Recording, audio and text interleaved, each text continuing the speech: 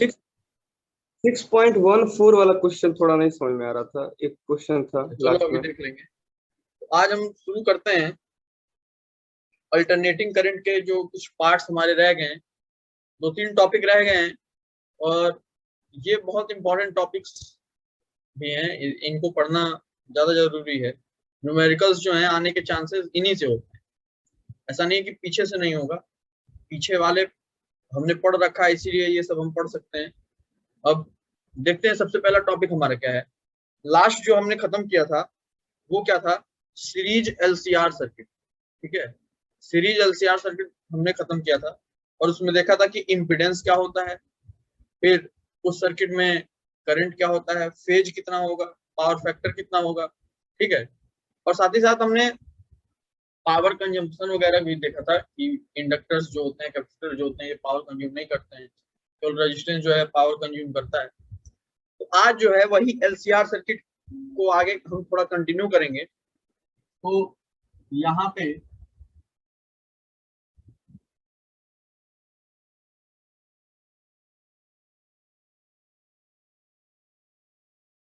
एक series R L C है। ठीक है, सीरीज आर एल सी है। ई हम प्रोवाइड कर रहे हैं E naught sine omega t, और आई हमने लेट कर लिया था I naught sine omega t plus five.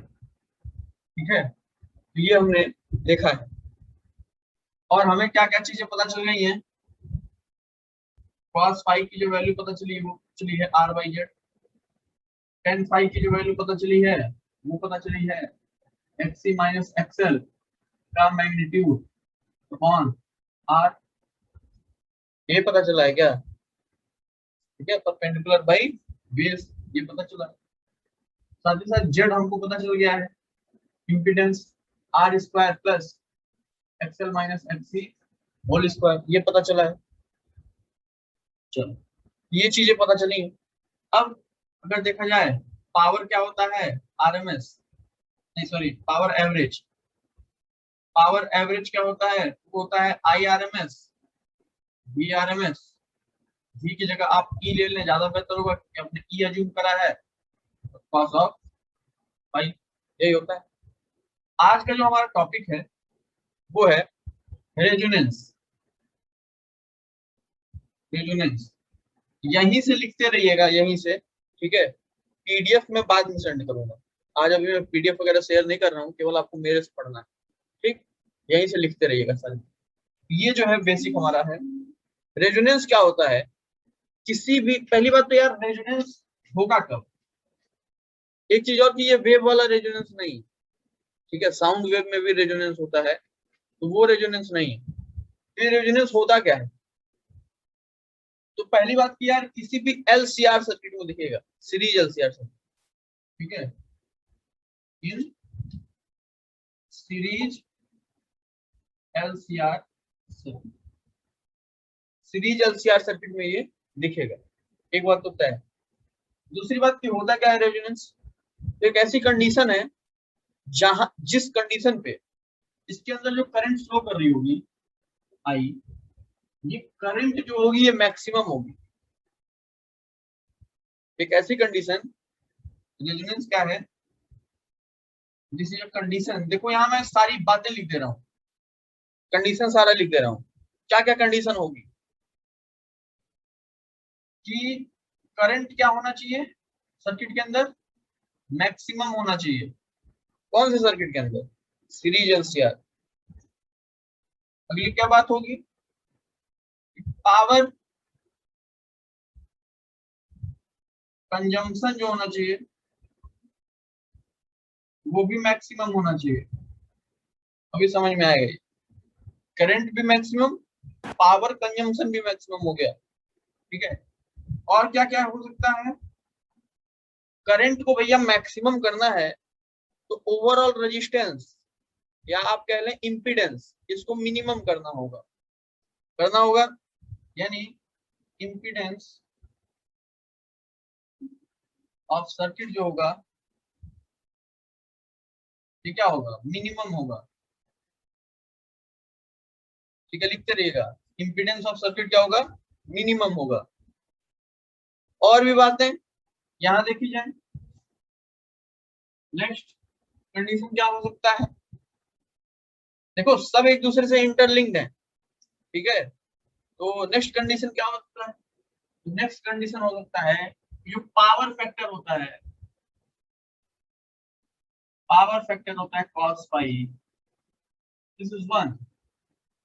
Power factor क्या होता है, 1 होता है यहाँ पे, ठीक है। तो ये कंडीशंस है। तो ये कंडीशंस फुलफिल कैसे होंगे, ये कंडीशन फुलफिल कैसे होंगे, ये सोचने वाली बात है, ये कंडीशन फुलफिल कैसे होगा, ठीक है।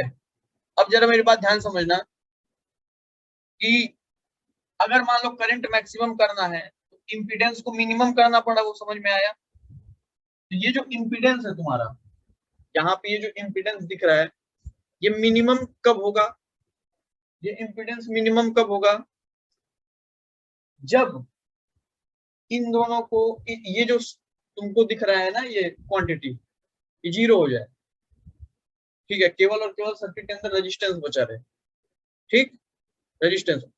इस तरह से समझो ना कि power consumption maximum, power consumption क्या है, मैक्सिमम। तो मैक्सिमम पावर कंज्यूम कौन करता है भाई, resistance, purely resistive circuit maximum power consume करती है, जो हमने देखा है, ठीक है। तो मतलब कि ये जो एलसीआर सर्किट है, it will behave as a resistive circuit, purely resistive circuit, ठीक है। तो ये भी बात हम बाद में लिखेंगे। मतलब समझो यहां से भी एक चीज तुम समझ सकते हो, cos फाई की वैल्यू क्या है, 1, cos फाई की वैल्यू क्या है, 1। और cos फाई हम जानते हैं क्या होता है, r by Z, Z by R, R by Z, नहीं जेड बाई आर होता है। अरे यार सोचो ना, ट्रायंगल दिमाग में लाओ, ट्रायंगल दिमाग में लाओ। आर बाई जेड होता है सर। आर, अच्छा हाँ ठीक ठीक ठीक, बेस अपॉन हाइपोटेनस, ठीक है, आर बाई जेड, ठीक है। आर बाई जेड 1 होना चाहिए, यानी कि जेड इक्वल्स टू क्या होगा, आर। मतलब इस सर्किट का इंपीडेंस क्या होना चाहिए, केवल केवल आर। बट ऑब्वियस सी बात है कि अगर इंपीडेंस केवल आर चाहिए, मतलब इनको क्या होना पड़ेगा, ये पूरी क्वांटिटी को 0 होना पड़ेगा। और ये पूरी क्वांटिटी 0 होने का क्या मतलब है भाई, अब जो आया हमारा वो बात समझ में आई कि एट रेजोनेंस, ध्यान से, एट रेजोनेंस ये जो XL होता है ये XC के बराबर होता है। रेजोनेंस पे क्या होता है, XL जो होता है वो XC के बराबर होता है, यानी इंडक्टिव रिएक्टेंस कैपेसिटिव रिएक्टेंस के बराबर होता है रेजोनेंस। यानी ये क्या होगा, ओमेगा एल,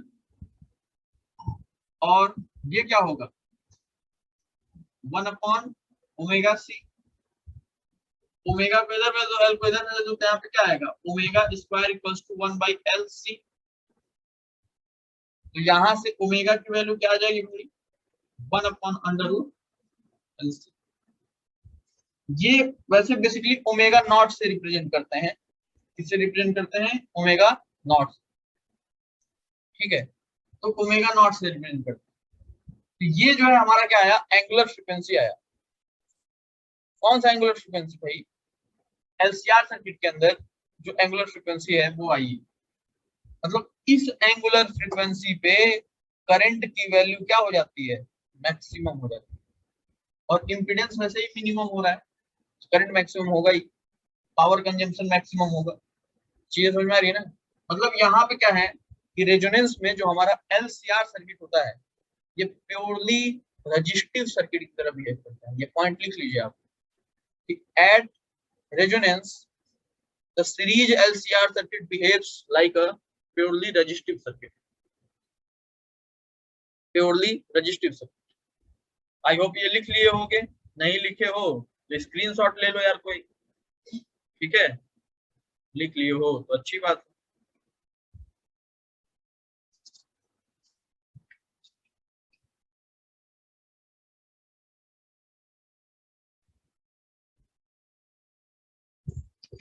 ठीक है, अभी जो है इसको इरेज कर रहा हूं, इधर का पार्ट,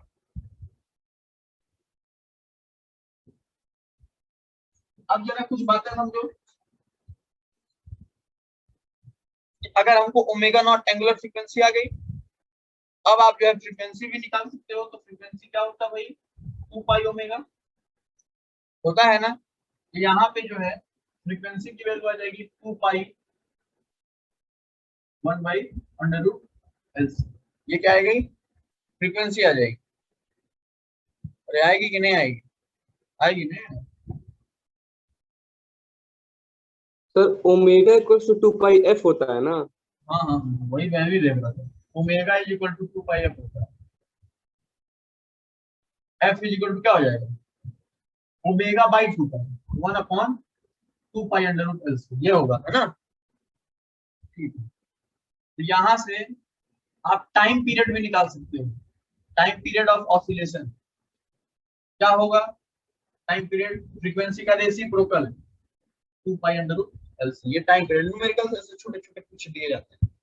ठीक है, कई बार जो बेटा डायमेंशन पूछा गया है इसका अंडर रूट एल सी का। ठीक है, 1 upon under root L C का डायमेंशन पूछ दिया गया है, अंडर रूट एल सी का डायमेंशन पूछ दिया गया है। तो अंडर रूट एल सी का डायमेंशन क्या होगा, टाइम के डायमेंशन के बराबर। तो वहां लगोगे निकालने तो हो जाओगे परेशान। ठीक है, जाके निकालना नहीं है, ये सब चीजें आपको आनी चाहिए। तो ऐसे मैंने कई कई बार डायमेंशन वगैरह मैंने डिस्कस किया है। ठीक, जैसे बी बाई ई का रेशियो क्या होता है, स्पीड ऑफ लाइट।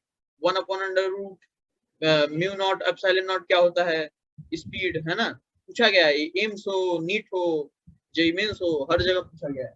ठीक है, तो अब इसी तरह से पूछ सकता है, ये पूछ देगा 1 by under root L C क्या होता है, उसका डायमेंशन क्या होगा, तो सेकंड इनवर्स। ठीक, तो ये निकालने नहीं लगना है कि इंडक्टेंस का क्या होता है, कैपेसिटेंस का क्या होता है, 5 मिनट से कम नहीं लगेगा निकालने में। ठीक है, तो अब चलो देखते हैं। तो टाइम पीरियड ये आ गया। ठीक है, अब और भी चीजें हैं। जो मैक्सिमम वैल्यू ऑफ करंट है, मैक्सिमम वैल्यू ऑफ करंट है, वो क्या है भाई, आई नॉट। कितना होगा, maximum value of EMF upon total impedance या रेजिस्टेंस। तो यहाँ पे टोटल रेजिस्टेंस क्या है, आर। तो यही maximum value of current. Maximum power consumed क्या है भाई, I naught square R, maximum current into are.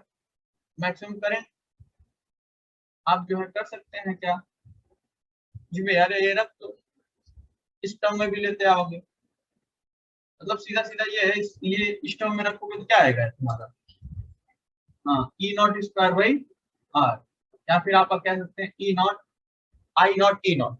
ठीक है, ये मैक्सिमम करंट की वैल्यू है। ठीक, तो ये जो है आपको ध्यान देना है। जेड मिनिमम होता है, मतलब इम्पीडेंस जो होता है मिनिमम हो जाता है, किसके बराबर हो जाता है, आर के बराबर हो जाता है। यही सब समझना है, cos फाई 1 हो गया। ठीक है, तो यही सब बातें जो है आपको देखनी है। चलो, तो यही था रेजोनेंस। आई होप रेजोनेंस समझ में आया होगा। एक ग्राफ होता है इसका, इसमें एक ग्राफ होता है, वो ग्राफ हम बना लेते हैं। ये मैं मिटा दे रहा हूँ, ये सब लिख लिए हो ना, नहीं लिखोगे तो स्क्रीनशॉट तो लिए ही हो। चलो तो लिखते रहो, लाइफ ज्यादा बेहतर है। अब जैसे देखो एक ग्राफ होता है, किसके किसके बीच का, ये ग्राफ होता है एंगुलर फ्रीक्वेंसी और करंट के बीच। ठीक है, इस तरह का ये ग्राफ आता है।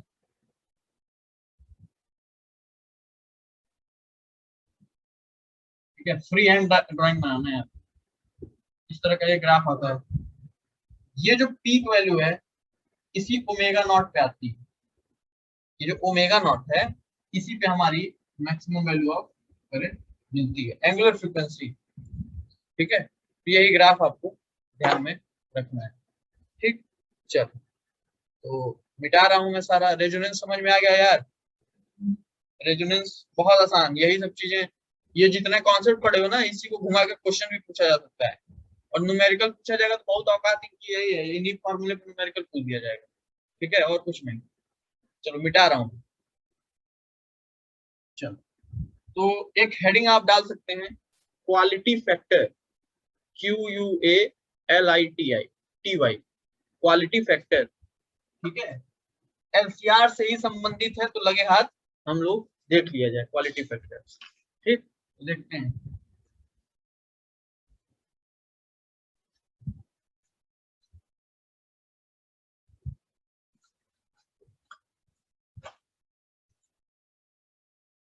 पहली बात इसमें लिख लीजिए कि आपको एनसीईआरटी से रीड करना है, क्वालिटी फैक्टर लिख लो, रीड एनसीईआरटी।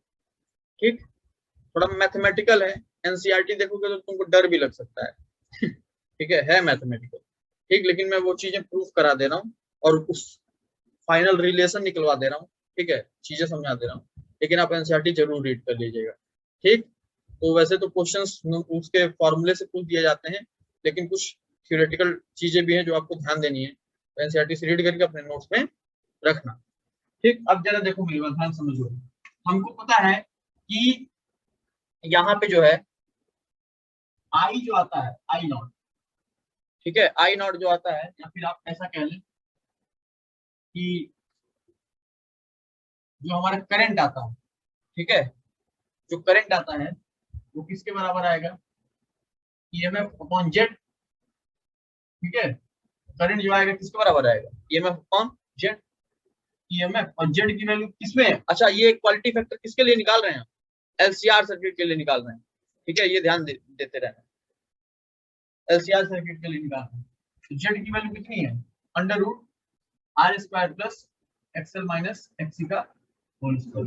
ये आ गया करंट। अब इस करंट का वो वैल्यू जिसपे पावर मैक्सिमम से आधा हो, वो हमको ध्यान देना। फिर से बोल रहा हूं, इस करंट का वो वैल्यू जिसपे पावर मैक्सिमम से आधा हो, मतलब पावर ये होना चाहिए, ये कंडीशन है कि हम वो वैल्यू निकालने जा रहे हैं, वो कंडीशन निकालने जा रहे हैं कि पावर मैक्सिमम का क्या हो, आधा हो। क्या होता है, ये होता है आई इंटू ई, लिख सकते हैं कि नहीं, ई को लिख सकते हैं ना, आई इंटू ई। अब यहाँ पे जो है ये क्या है, आई मैक्स इंटू, इसको क्या लिख सकते हैं, ई मैक्स, या फिर आप ऐसा लिख लो कि आई नॉट, ई नॉट बाई 2, लिख सकते हैं ना ये चीज। ठीक है, एक काम करो यार, ई के टर्म में नहीं आर के टर्म में हम लोग इसको निकालते हैं। ठीक है, तो देखते हैं क्या आएगा। इसको क्या लिख दोगे यार, इसको लिख सकते हैं हम लोग आई स्क्वायर आर, और यहाँ पे क्या लिख सकते हैं, यहाँ पे लिख सकते हैं I naught square, I naught square, और एक मिनट रुक जाओ, आई स्क्वायर आर, और यहाँ पे जो है आपको मैक्स जो होगा, चलो आई नॉट स्क्वायर आर लिख सकते हैं, और यहाँ पे क्या लिख सकते हैं, I naught square R by 2 लिख सकते हैं। आर से आर क्या हो गया, कट गया। आई का रिलेशन कितना आया, आई नॉट अपॉन अंडर रूट 2। ठीक है, इसको क्या लिख सकते हो, आई नॉट को क्या लिख सकते हो, आई नॉट को हम लोग लिख सकते हैं कि मैक्सिमम पोटेंशियल डिफरेंस अपॉन क्या, रेजिस्टेंस। ठीक है, तो maximum potential difference E not upon resistance. अच्छा, दिमाग में ये बात आ रही होगी मेरे ख्याल से कि सर आप जो है आर लेके क्यों चल रहे हैं। ठीक है, आर लेके क्यों चल रहे हैं, कि भाई पावर कंजम्पशन जो होता है वो रेजिस्टेंस में ही होता है, आपको ये पता होगा। ठीक है, इंडक्टर और जो है हमारा कैपेसिटर, वो पावर कंज्यूम नहीं करता है। तो यहाँ पे आपको ध्यान देना है कि आई की वैल्यू ये आ गई ई नॉट अपॉन 2 अंडर रूट 2। इस आई की वैल्यू ये जो तुम निकाले हो, ठीक है, इस आई की वैल्यू जो यहाँ निकाले हो, इसको क्या करो, एक मिनट, इसको जो है आपको यहाँ रखना है, ये वाले में रखना है, ये रखते हैं। देखो यहाँ पे ये वैल्यू जो है आपको इधर रखनी है। ठीक है, तो रखा जाए, आई की वैल्यू रखें अगर E upon R under root 2, ठीक है, equals to E upon under root are square plus XL minus XC का होल स्क्वायर। ठीक है, ये ध्यान देना है। यहाँ पे यार ये ई नॉट होगा, ठीक है। अभी ये ई से ई कैंसिल आउट होगा, मैक्सिमम है ये है, तो आई नॉट बाई रूट। चलो ठीक है, आगे देखते हैं, कैंसिल आउट हुआ, रेसिप्रोकल करो, आर अंडर रूट 2 और यहाँ पे आ जाएगा R square plus XL minus XC whole square, दोनों तरफ स्क्वायर करते हैं, 2r हो जाएगा, 2r स्क्वायर इक्वल टू क्या आएगा, आर स्क्वायर प्लस एक्सएल को लिख सकते हैं ओमेगा एल माइनस एक्सी को लिख सकते हैं 1 by omega C whole square. इस आर स्क्वायर को इधर भेजा जाए तो क्या आएगा, यहाँ पे आ जाएगा R square equal to omega L minus 1 by omega C whole square. तो स्क्वायर रूट अगर लिया जाएगा, अगर यहाँ पे स्क्वायर रूट हम लेते हैं तो यहाँ पे जो है omega L minus 1 by omega C की जो वैल्यू आएगी प्लस माइनस आर आ जाएगी, ये वैल्यू आ जाएगी। तो यहाँ एलसीएम लिया जाए तो क्या पता चलेगा, एलसीएम लोगे तो ये आ जाएगा तुम्हारा omega square L C minus 1 equal to plus minus R, ये जब एलसीएम लेने के बाद इधर मल्टीप्लाई करेंगे तो ओमेगा सी हो जाएगा, ठीक है। तो ये नोट हो गया है, ये वाला मैं मिटाऊंगा यार, इधर का, इधर वाला जल्दी से नोट करो।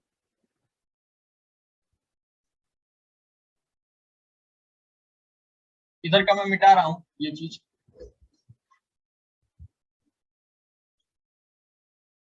अब जरा देखो, यहाँ पे इसको अरेंज करते हैं, इस चीज को अरेंज करते हैं, इसको इधर भेजते हैं, तो कैसे होगा, एल सी ओमेगा स्क्वायर ये, बाकी इसको इधर भेजें तो minus plus R C omega minus 1 already है इक्वल टू 0। तो यहाँ पे क्या हुआ है, ओमेगा के टर्म में क्वाड्रेटिक बना है, ओमेगा के टर्म में क्वाड्रेटिक बना है, एलसी ओमेगा स्क्वायर और आरसी मतलब ओमेगा के टर्म में। तो यहाँ से आपको क्या करना है, ओमेगा की वैल्यू निकालनी है, ठीक है। तो ओमेगा की जब वैल्यू निकालोगे तो श्रीधराचार्य फार्मूला क्या कहता है, श्रीधराचार्य फार्मूला कहता है minus B plus minus under root B square minus 4ac upon 2a। तो यहाँ पे माइनस बी, बी ये देखो इस तरह से समझो ना, ये a है, ये x square, a x square plus b x plus c, ऐसा इस वाला इस तरह की कंडीशन। यहाँ पे प्लस माइनस आर सी, ठीक है, फिर बीच में प्लस माइनस लगता है, ठीक, ये आपको ध्यान देना है, प्लस माइनस आर सी और फिर बीच में plus minus under root B square. B square का क्या मतलब है, बी यहाँ पे क्या है R C, R square C square minus 4ac, 4 A की वैल्यू कितनी है भाई, ये एल सी, और सी की वैल्यू कितनी है 1 माइनस में, तो ये प्लस हो जाएगा, ठीक है, ये प्लस आएगा अपॉन 2a मतलब 2l सी, ठीक है, ये हो जाएगा।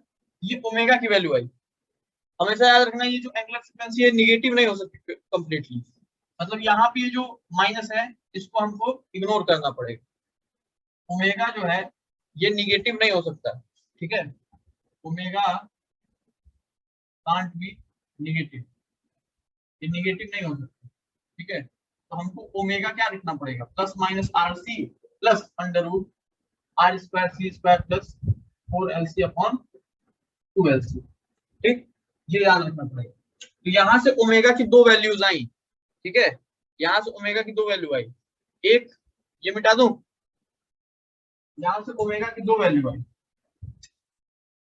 एक आ गई ओमेगा 1 जो आई वो कितनी आई, minus R C plus under root are square C square plus 4lc upon 2l, और एक आई ओमेगा 2, एक बार हमने माइनस ले लिया, एक बार प्लस ले लेना, plus R C plus under root are square C square plus 4lc upon 2lc।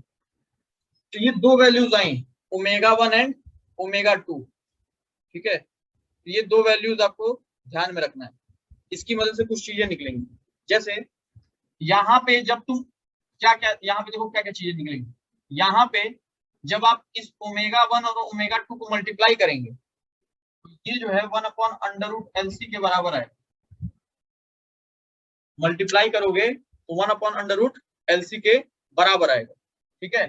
और यहाँ पे जब ओमेगा 2 माइनस ओमेगा 1 लोगे ये आर बाई एल के बराबर आएगा, ठीक है, यहाँ जब डिफरेंस लोगे मतलब इसमें से इसको घटाओगे तो R बाई एल के बराबर आएगा। आप चाहो तो ऐसे भी देख सकते हो, देखो जब ओमेगा 2 में से ओमेगा 1 घटाओगे तो ये देखो ये दोनों क्वांटिटी सेम है, ये कट जाएंगी, ठीक, तो बचेगा क्या, यहाँ पे देखो आर सी बाई 2 एल, सी से सी कट गया तो R बाई 2 एल बच जाएगा इसमें, और माइनस ऑफ माइनस प्लस हो जाएगा, R बाई 2 एल बच जाएगा इसमें, तो कुल मिला जुला के क्या आ जाएगा R बाई एल।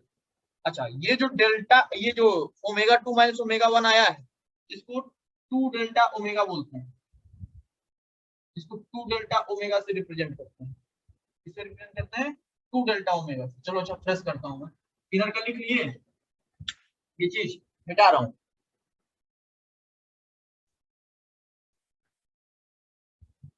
तो ये प्रूफ से तो आप ये जो है ये प्रूफ ना बोर्ड एग्जामिनेशन में आता है और प्रूफ की कहीं कोई जरूरत ही नहीं है, प्रूफ से नहीं कॉन्सेप्ट से हमको ध्यान देना है, ठीक है। तो फाइनली हमारा ये जो आया ये ऐसा, ये जो ओमेगा 2 माइनस ओमेगा 1 आया है R बाई एल, इसको जो है हम 2 डेल्टा ओमेगा से भी रिप्रेजेंट करते हैं, इसको बोलते हैं बैंडविड्थ, क्या बोलते हैं, बैंडविड्थ, ठीक है, ये बैंडविड्थ होता है। अब आते हैं अपने क्वालिटी फैक्टर पे, ठीक है, क्वालिटी फैक्टर क्या आते हैं, क्वालिटी फैक्टर क्या होता है भाई, Q से रिप्रेजेंट करते हैं क्वालिटी फैक्टर, और ये होता है omega naught upon 2 delta omega का ratio, ratio of omega naught upon 2 delta omega. Omega naught क्या है वो आपको पता है, at resonance angular frequency, resonance पे कितनी एंगुलर फ्रीक्वेंसी होती है वो हमने फाइंड आउट कर लिया, ठीक है, और 2 डेल्टा ओमेगा जो है यहाँ पे आपने आपने निकाला है, ठीक है। तो ये जब देखोगे तो यहाँ पे इसकी ये वैल्यू क्या आ जाएगी, ये वाली वैल्यू कितनी आ जाएगी, 1 by under root L C निकाल चुके हैं, और इंटू 2 डेल्टा ओमेगा को क्या लिखेंगे R बाई एल, तो R नीचे रह जाएगा, L कहाँ चला जाएगा, ऊपर चला जाएगा ना, यहाँ बचेगा 1 by R, under root L से L कटा तो यहाँ पे under root L by C आता है, ये क्वालिटी फैक्टर आता है, ठीक है, 1 by R under root L by C, ये क्वालिटी फैक्टर आता है, ठीक है। तो ये आपको ध्यान देना है, ये quality factor Q + 1 by R under root L by C, इसको नोट कर लेना, ठीक है, यही रिलेशन ज्यादा जरूरी है, ये आपको ध्यान देना है। आगे की चीजें देखते हैं,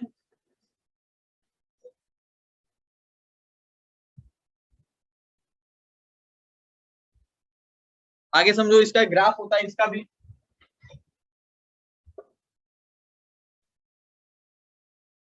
भी ग्राफ होगा, वही करंट और ओमेगा के बीच का, ओमेगा और करंट के बीच का ये ग्राफ इस तरह से जाएगा, ये क्या होगा ओमेगा नॉट इस पे आई नॉट पे, ठीक। अब देखिए ये ओमेगा 1 और ओमेगा 2 जो आए हैं ये क्या है, देखो वो वैल्यू जिसपे करंट की value I not by root 2 हो जाती है, अभी हमने यही प्रूफ किया था, ठीक है, कि आई नॉट बाई रूट 2, आई जब करंट की वैल्यू, देखो सवाल कैसे कैसे पूछे जा सकते हैं, सवाल घुमा घुमा के कैसे, हमारा शुरू में कंसिडरेशन क्या था कि करंट का वो वैल्यू जिसपे पावर जो है मैक्सिमम पावर हाफ हो जा रहा है, वो कंडीशन हम लोग लेके चले हैं, ठीक है, मतलब करंट की वो वैल्यू जिसपे मैक्सिमम पावर हाफ हो जा रहा है वो कौन सी वैल्यू है, आई नॉट बाई रूट 2, निकाले भी थे, ठीक है, तुमने प्रूफ किया तो निकाला भी है कि आई नॉट बाई रूट 2 पे, यानी आप ऐसा भी कह सकते हैं कि आरएमएस वैल्यू ऑफ करंट पे पावर मैक्सिमम हाफ हो जाता है, ठीक, देखो घुमाने वाला क्वेश्चन है ये सर, कि आई नॉट बाई रूट 2 पे पावर मैक्सिमम हाफ हो जाता है, और यहाँ पे ओमेगा 1 मिल जाएगा और यहाँ पे क्या मिल जाएगा omega 2, and this is what, यही है बैंडविड्थ, यही बैंडविड्थ है, ठीक है, ये आपको ध्यान देना है। और इन्हीं बैंडविड्थ पे ओमेगा 1 और ओमेगा 2 पे पावर मैक्सिमम होता है, ये भी बात आप कह सकते हैं कि ओमेगा 1 और ओमेगा 2 पे क्या होता है, पावर मैक्सिमम होता है, और करंट कितनी होती है भाई, I not by under root 2, ठीक है, ये आपको ध्यान देते हुए काम करना है। तो कुछ बच्चों को लगता है कि पावर मैक्सिमम जो होगा, कुछ लोगों को लगता है, अच्छा ये देखो हमने देखो एलसीआर सर्किट की बात की है, ठीक है, और एलसीआर सर्किट में एट अ रेजोनेंस बात नहीं की है। रेजोनेंस में मेरी बात ध्यान समझना, रेजोनेंस में करंट मैक्सिमम होता है, केवल प्योरली रजिस्टिव सर्किट की तरह काम करता है सर्किट, और वहां पावर मैक्सिमम जो होगा वो सिंपल हो जाएगा आई नॉट स्क्वायर इंटू आर, ठीक है। लेकिन यहाँ पे बात करोगे तो यहाँ पे सारे एलसीआर सर्किट के एलिमेंट्स यहाँ पे जो है कंसिडर किए जा रहे हैं, और यहाँ पे बच्चे कंफ्यूज होते हैं, उनको लगता है कि पावर मैक्सिमम जो है मैक्सिमम करंट पे मिलेगा, नहीं, आई नॉट बाई रूट 2 पे मिलेगा, ठीक है। तो ये आपको ध्यान में रखते हुए काम करना है, ठीक है। तो ये चीज ध्यान देना। यहाँ पे देखो बैंडविड्थ, अच्छा ये 2 डेल्टा ओमेगा पूरा बैंडविड्थ है, बैंडविड्थ और क्यू के बीच में इनवर्स रिलेशन है, मतलब बैंडविड्थ जितना ज्यादा रहेगा क्वालिटी फैक्टर उतना कम रहेगा, ये आपको ध्यान देना है। यानी बैंडविड्थ जितना कम रहेगा, बैंडविड्थ जितना कम रहेगा उतना ज्यादा क्वालिटी फैक्टर, ठीक है। क्वालिटी फैक्टर का सीधा सा मतलब है कि कौन सा सर्किट हमको लेना है, आप ऐसा समझ ले नाम से, जितना ज्यादा क्वालिटी फैक्टर, जितना ज्यादा क्वालिटी फैक्टर उतना सुटेबल सर्किट, ठीक है, उतना बेटर सर्किट, वो सर्किट हम बहुत अच्छे से एक्सेप्ट कर सकते हैं। तो यही सब चीज एनसीईआरटी में लिखी हुई है। वहां पे एक वर्ड होगा शार्पनेस, एनसीईआरटी में एक वर्ड होगा शार्पनेस। शार्पनेस में क्या होता है, ये बहुत ज्यादा जो है ये कम होते जाता है, ठीक है भाई। बैंडविड्थ जितनी कम होगी शार्पनेस उतनी बढ़ेगी। शार्पनेस मतलब क्या, नुकीला होता जाएगा, पहले ऐसा था मान लो, ऐसा ऐसा पूरा था, फिर धीरे धीरे पतला होता जाएगा, ठीक है, ये जो टिप दिख रहा है, तो शार्पनेस बढ़ती जाएगी। तो शार्पनेस कब बढ़ेगी, जब बैंडविड्थ क्या होगा, कम होते जाएगा। तो ये सब बात आप लिख सकते हैं कि lesser the value of bandwidth, देखिए lesser the value of bandwidth greater is the sharpness, ठीक है। अच्छा, शार्पनेस और क्वालिटी फैक्टर एक ही बात आप कह सकते हैं, ऐसा कह सकते हैं, एक ही बात का मतलब कि एक ही रिलेशन है कि बैंडविड्थ ग्रेटर, सॉरी ग्रेटर मैं क्या लिख रहा हूँ, लेसर द शार्पनेस, तो ग्रेटर जितना ग्रेटर होगा शार्पनेस उतना कम, यानी उतना ही कम क्वालिटी फैक्टर, ठीक है। And lesser the quality factor, and lesser the quality factor, तो एनसीईआरटी पढ़िएगा और अच्छे से चीजें क्लियर होंगी, ठीक। तो यही था हमारा क्वालिटी फैक्टर, ठीक है। फाइनल रिलेशन यही आता है 1/r √L by C, और अगर पढ़ने पे कोई और भी कंफ्यूजन रहे तो आप तुरंत जो है कंसल्ट कर सकते हैं, ठीक है। चलो तो आगे बढ़ते हैं। अब हमारा जो नेक्स्ट टॉपिक है वो है एलसी ऑसिलेशन या ट्रांसफॉर्मर। तो दोनों आसान, तो शुरू करते हैं। सबसे पहले हम लोग ट्रांसफॉर्मर कर लेते हैं क्योंकि बहुत आसान है और इम्पोर्टेंट है। शुरू करते हैं। तो हम अब ट्रांसफॉर्मर देखेंगे, लेकिन उससे पहले एक चीज समझिएगा, ये सब मिटा दे रहा हूं मैं, हो गया होगा। क्या समझना है कि क्वालिटी फैक्टर को एनसीईआरटी में, जो आप एनसीईआरटी पढ़ोगे तो समझ में आएगा, क्वालिटी फैक्टर को ही वो शार्पनेस बोल रहा है, शार्पनेस ऑफ रेजोनेंस।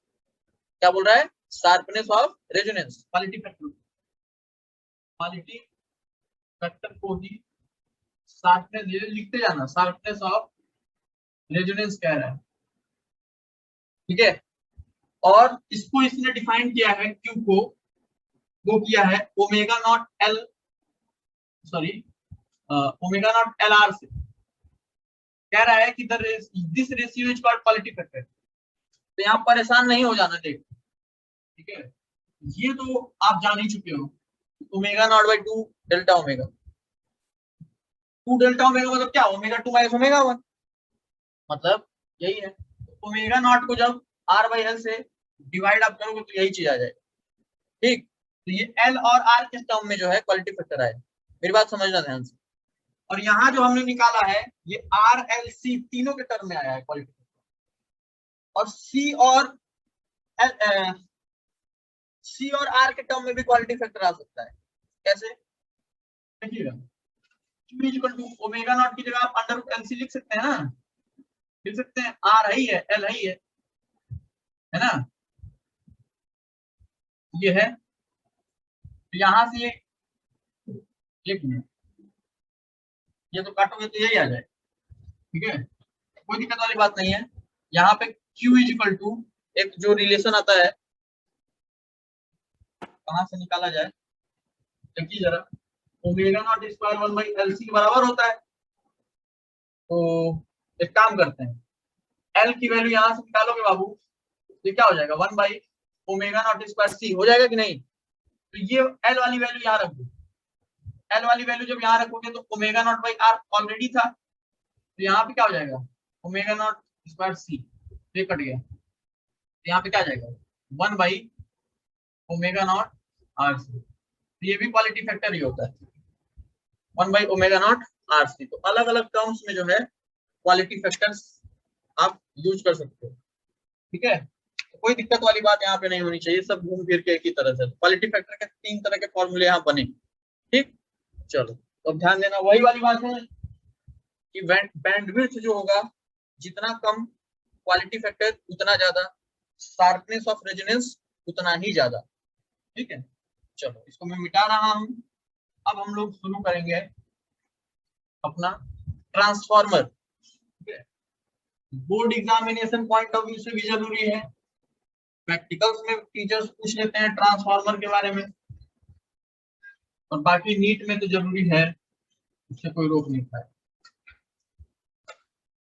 ट्रांसफार्मर क्या है भाई, डायग्राम बना रहा हूं, देखो सिंपलेस्ट डायग्राम है।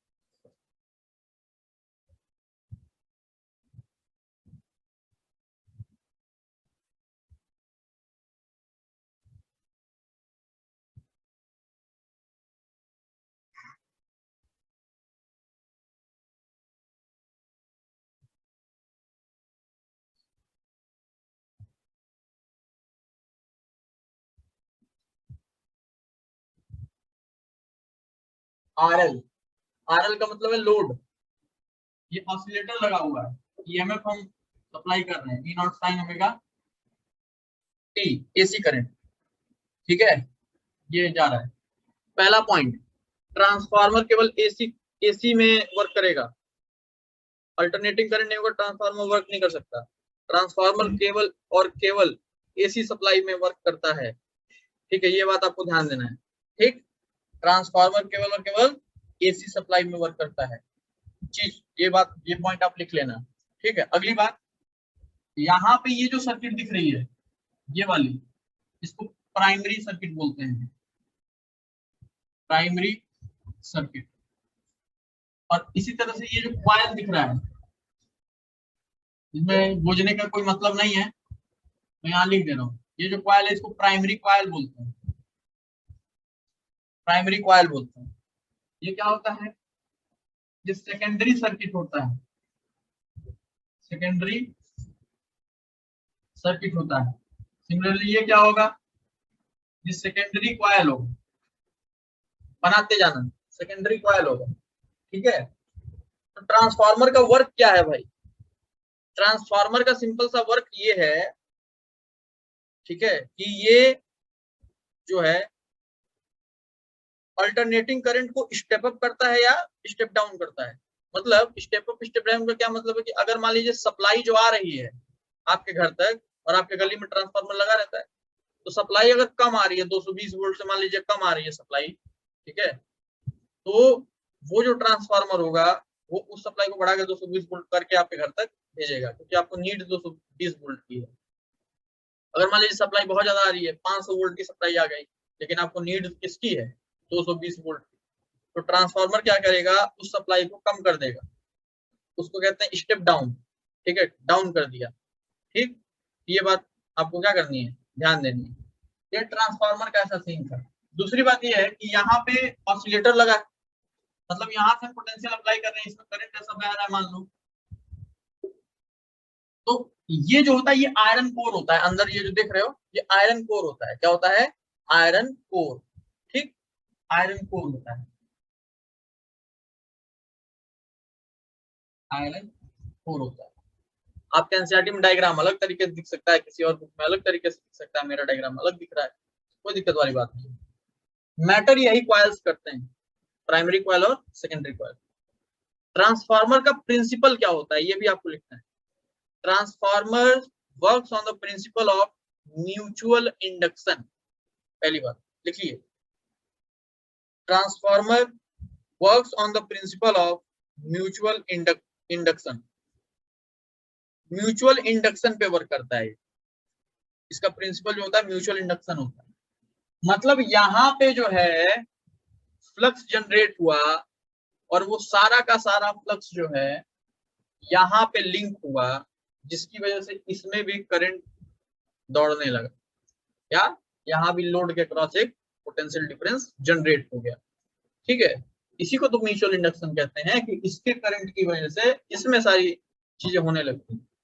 ठीक, तो ये तुम किस प्रिंसिपल पे वर्क करता है वो समझ में आ गया। ये डायग्राम बन गया होगा, मैं मिटा रहा हूं, फिर आगे देखते हैं।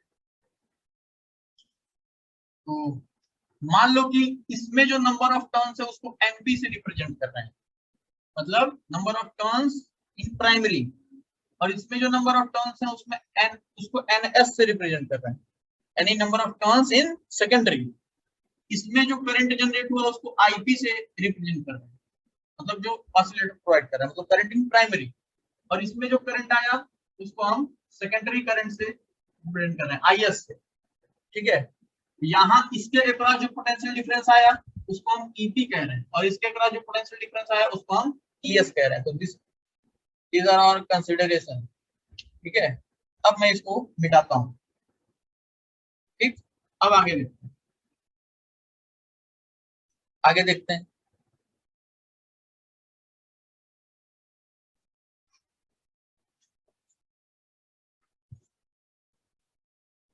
डायग्राम याद रखना, कहीं कहीं इस तरह का डायग्राम दिख जाएगा।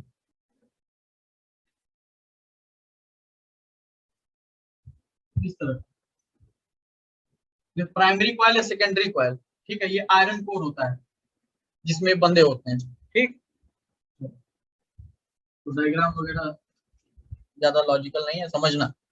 अब हम मान रहे हैं कि प्राइमरी में जितना फ्लक्स, आइडियल कंडीशन लेके चलते हैं, पूरा पूरा कंप्लीटली आइडियल। ठीक, प्राइमरी में जितना फ्लक्स जनरेट हुआ वो सारा का सारा फ्लक्स जो है लिंक हो गया सेकेंडरी में, आइडियल कंडीशन मान रहे हैं।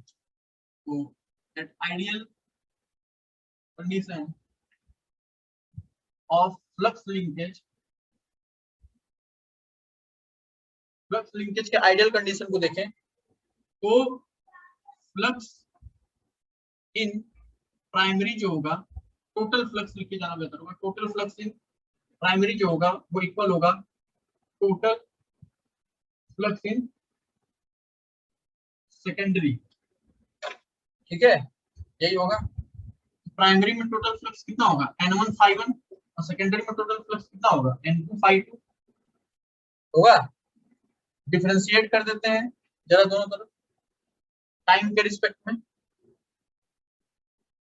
क्या होगा N1 d∅1 dt equals to N2 d∅2 dt। ठीक है, तो इसको देखोगे तो माइनस ईपी आएगा।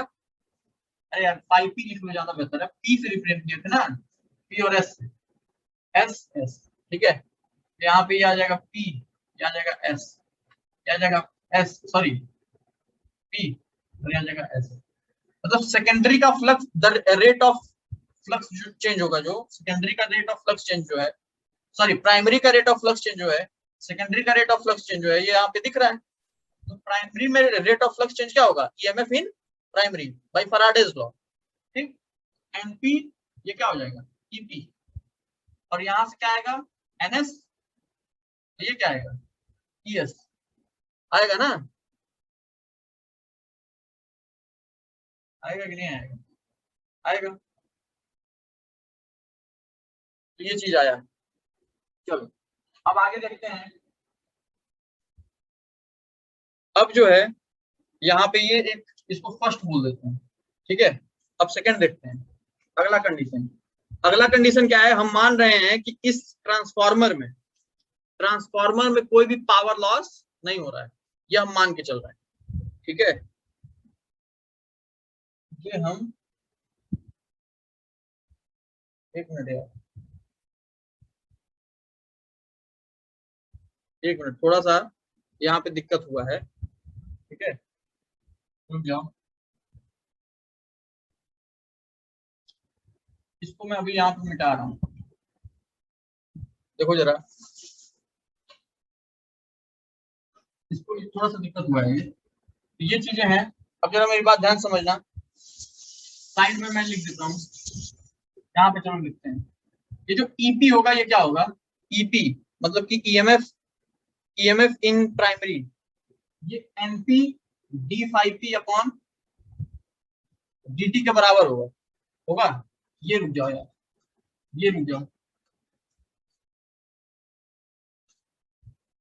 एक चीज रुक जाओ यार, अभी बताता हूँ। ये गलत नहीं है, लेकिन इसको प्रूफ करने का तरीका मैं थोड़ा सा चेंज करता हूँ, रुक जाओ। देखो जरा, ये जो प्राइमरी में जो ईएमएफ होगा वो क्या होगा, उसको हम NP D five P by DT कह सकते हैं, माइनस लगता है फराडे लॉ कह सकते हैं ना। इसी तरह से ईएस का जो होगा वो क्या होगा, वो हो जाएगा minus NS D five S upon DT, यही होगा। तो यहाँ पे एक चीज समझना, वही वाली बात है कि for ideal condition of flux linkage, flux linkage के आइडियल कंडीशन की बात करें तो rate of change of flux in primary, ये जो होना चाहिए rate of change of flux in secondary के बराबर होगा।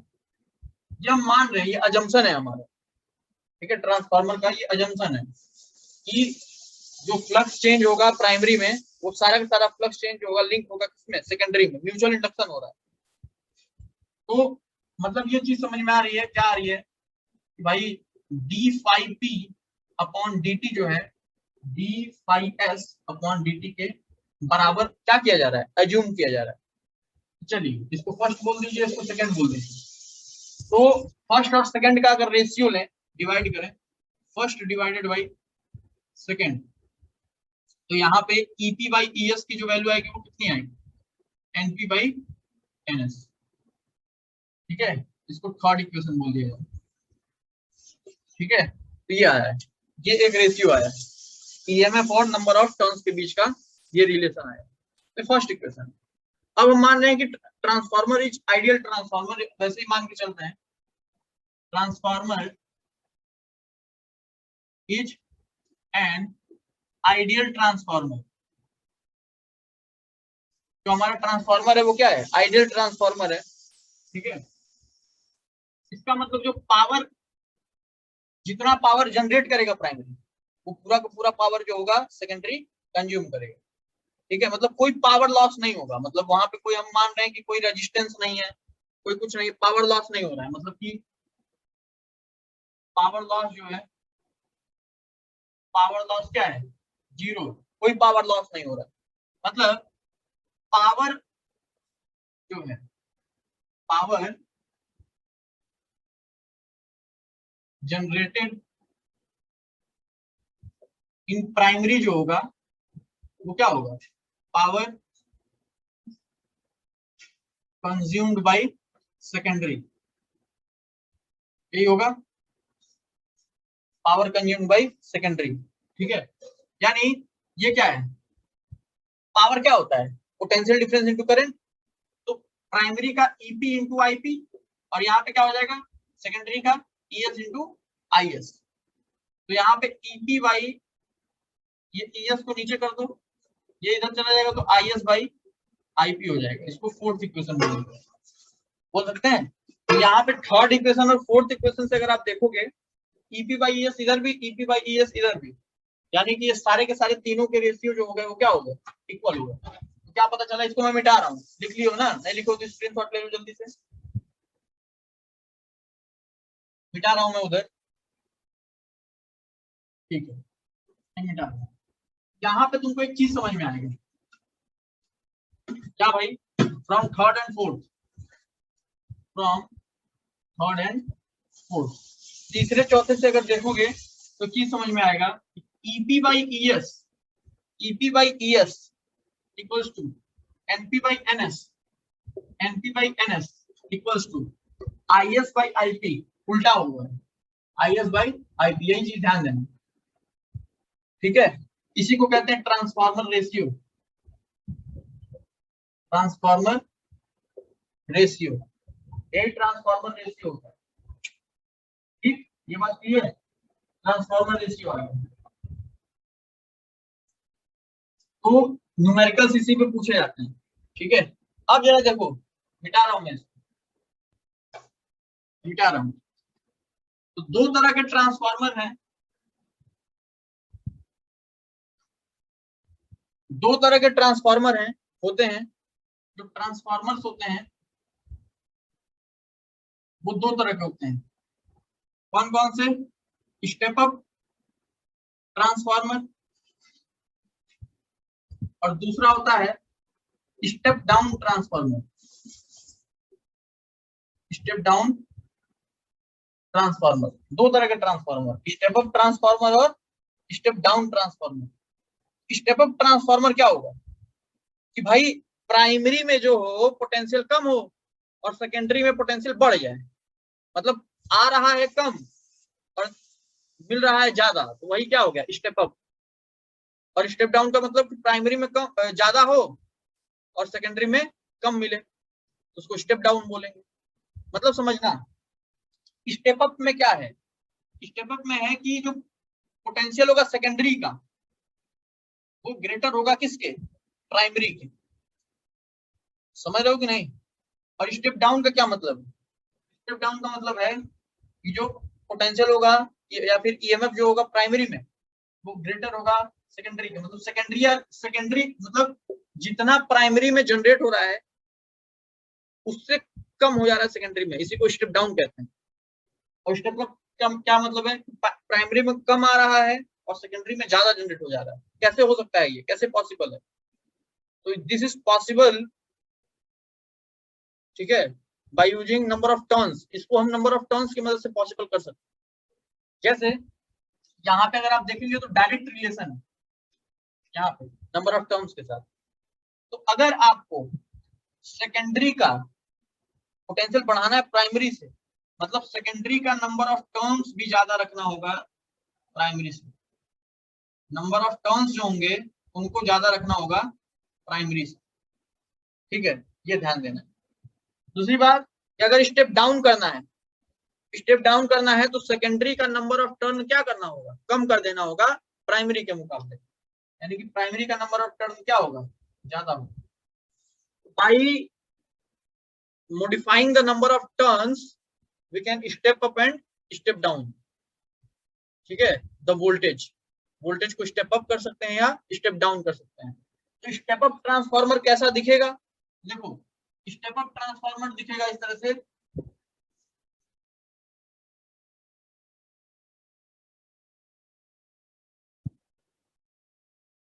मतलब नंबर ऑफ टर्न सेकेंडरी में क्या हो जाएगा? ज्यादा हो जाएगा और प्राइमरी में कम हो जाएगा। तो डायग्राम आप ये बनाएंगे, ठीक है, पीडीएफ भेजूंगा उसमें सब डायग्राम है, भेज दूंगा। ठीक है, तो वो डायग्राम से आप बना लीजिएगा ये, लेकिन ये सारी चीजें लिखते जाओ। ठीक, अगर स्टेप डाउन की बात करोगे तो क्या हो जाएगा? नंबर ऑफ टर्म्स हम कम कर देंगे तो स्टेप डाउन हो जाएगा। सेकेंडरी में नंबर ऑफ टर्म क्या हो जाएगा? टर्म्स जो होंगे वो कम हो जाएंगे, तो स्टेप डाउन ट्रांसफार्मर हो जाएगा। ठीक है, तो ये आपको जो है ध्यान देना है। ये भी ध्यान देना है, ये रेशियो में EP by ES equal to NP by NS तो होता है, लेकिन आईएस बाई आईपी होता है। ठीक है, ये रिलेशंस कैसे आए वो आपको क्लियर है, वो मैंने प्रूफ करा दिया कि ये दोनों तो आए हैं फ्लक्स के लिंकेज का रेट सेम करके, और ये आ गया है किससे? पावर सेम करके। ठीक है, आइडियल ट्रांसफार्मर के लिए नो एनर्जी लॉस की वजह से ये ट्रांसफार्मर रेशियो हो जाता है। मिटा रहा हूँ, ठीक है, मिटा रहा हूँ। Step up step down I hope समझ में आ गया होगा। ठीक, मिटा रहा हूँ। अब देखो जरा,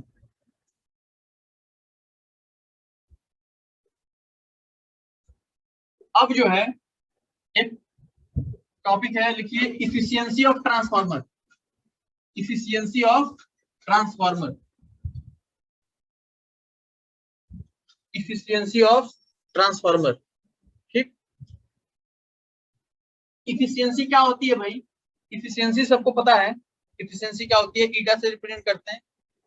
जो होती है आउटपुट अपॉन इनपुट, खत्म। यही एफिशिएंसी इनटू 100% कर देते हैं, ठीक है।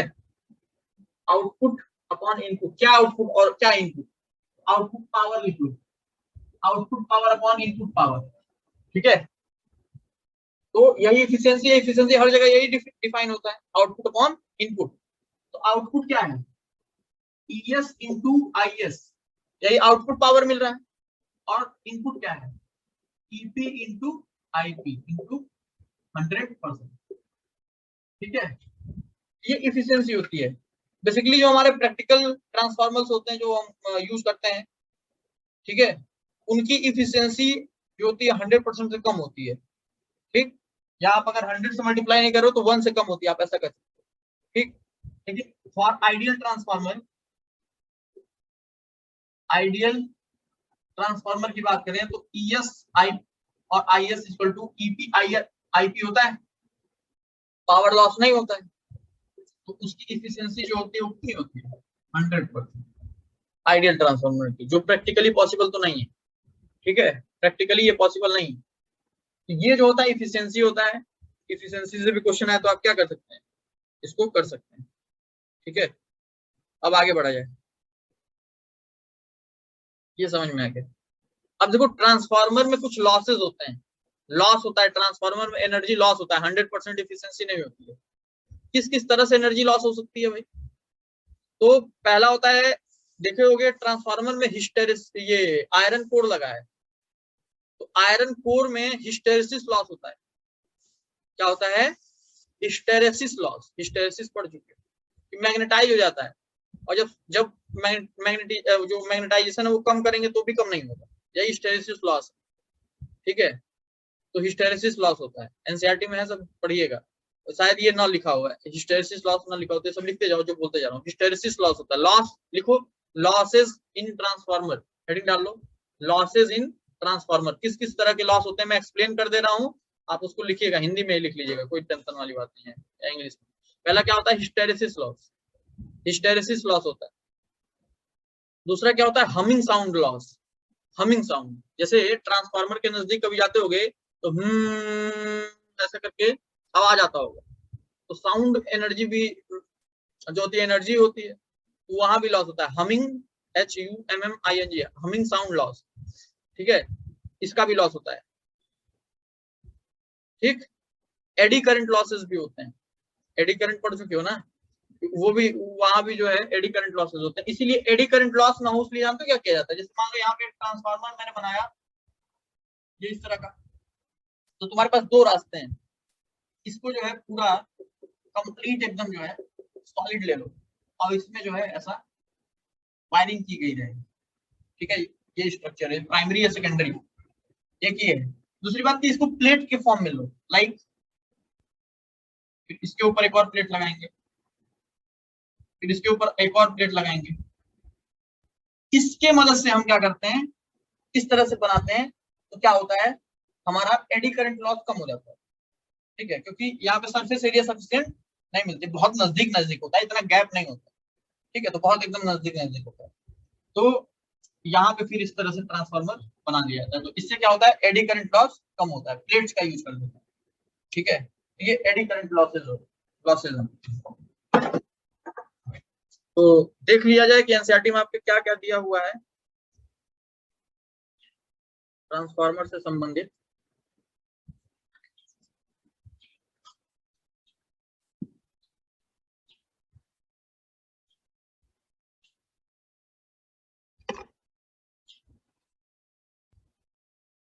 कॉपर बाइंडिंग लॉस भी होता है, या फिर रेजिस्टेंस ऑफ द बाइंडिंग।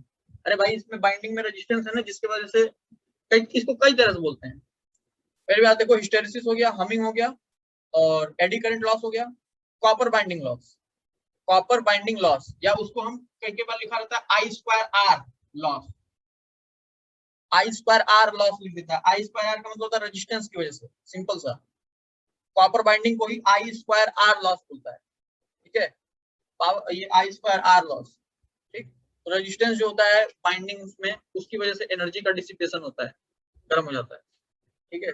और भी क्या है, और कुछ एक आध दो चीजें और हैं, देख सकते हैं आप, हिस्टेरेसिस हो गया, एडी करंट हो गया, फ्लक्स लिंकेज, फ्लक्स भी कंप्लीटली लिंक नहीं होता तो फ्लक्स लिंकेज लॉस भी होता है, उसमें दिया हुआ है, आप देख लेंगे। फ्लक्स लिंकेज भी होता है, ठीक है, मतलब पूरा पूरा फ्लक्स लिंक नहीं कर पाता है, ठीक, तो ये आपको समझ में आ गया होगा। अब जो है एनसीईआरटी रीड जब आप करेंगे, ठीक, तो आपको कुछ बातें ध्यान देनी है। जैसे हर चैप्टर में, केवल एसी की मैं बात नहीं कर रहा हूँ, फिजिक्स के हर सब चैप्टर में कोशिश किया करो। इंपॉर्टेंट चीजें क्या होती हैं, जैसे हर चैप्टर में जाओगे, मैं दिखा रहा हूँ यहाँ पे हर चैप्टर में जाओगे तो लास्ट में पॉइंट टू पॉइंटर के बाद कुछ यहाँ पे जो है फिजिकल क्वांटिटीज देख के उनका डायमेंशंस दिए रहते हैं। जैसे ये EMI का है, ठीक है, इसी तरह से एसी में भी दिया है, हर चैप्टर में दिया है। तो आप इनको अगर अच्छे से कर लो ना, और कुछ रटना नहीं है, आपको निकालने का तरीका जानना है, चीजें जो है आपको समझ के करनी है। कितना रटोगे, कितने फिजिकल क्वांटिटीज का रटोगे, चीजें समझ के करनी है। ये देखो यहाँ पे एसी में ये दिया हुआ है, ठीक, तो ये जो है हर चैप्टर के पीछे जो है पॉइंट टू पॉइंटर में ये दिया रहता है डायमेंशन, और इन्हीं में से पूछता है, ठीक है। अगर मान लो दो डायमेंशनल क्वेश्चन आ गए तो बहुत है ना, तो और सारे फॉर्मूले तो आपको याद रहते ही, सारे फिजिकल क्वांटिटीज आपको पता ही है उनकी। इससे क्या होगा कि आप जब यहाँ से पढ़ोगे, जैसे मान लो क्वालिटी फैक्टर का अगर तुमसे डायमेंशन पूछ दिया कि डायमेंशन क्या है क्वालिटी फैक्टर का, बताओ, तो डायमेंशन लेस होता है। तो वहां पे जब देखोगे क्यों डायमेंशन लेस होता है, भाई omega naught by 2 delta omega है, दोनों का डायमेंशन सेम, ठीक है, तो डायमेंशन लेस होता है। तो ये सब चीज सोचनी पड़ेगी। तो ये जब उनसे देख देख के करो पढ़ोगे एक बार, तो अंदाजा लग जाएगा कि किस तरह के सवाल पूछे जाते हैं।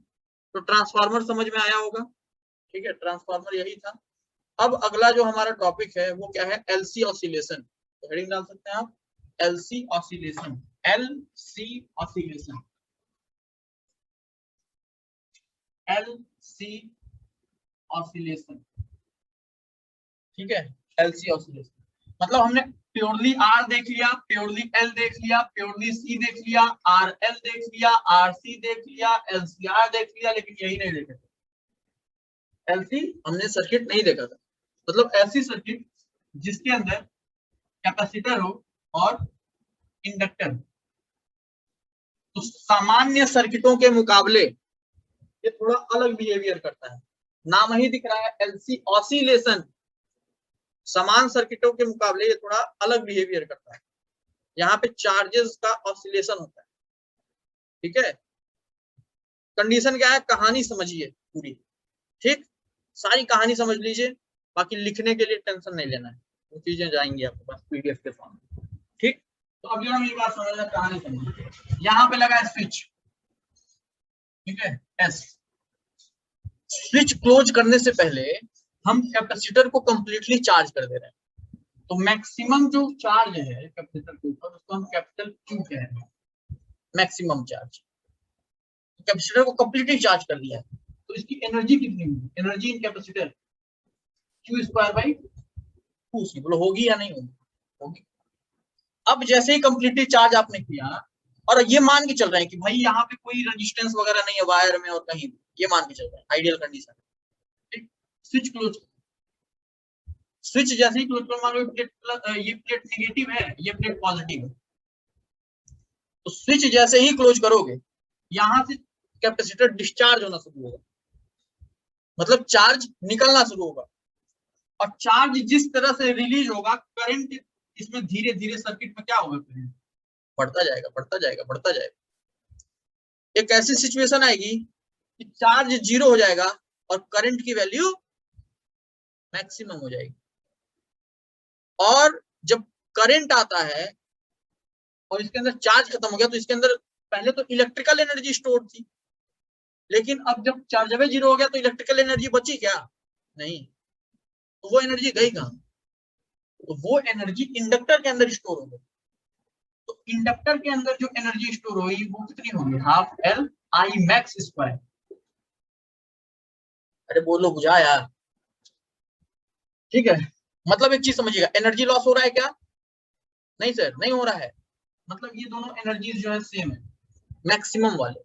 कौन वाले, मैक्सिमम वाले। यहाँ पे आप ऐसा लिख लो यूएमसी और यहाँ पे आप लिख लो यूएमएल, मतलब maximum in capacitor maximum in inductor, यानी कि Q²/2C जो होता है हाफ LI मैक्स स्क्वायर के बराबर होता है।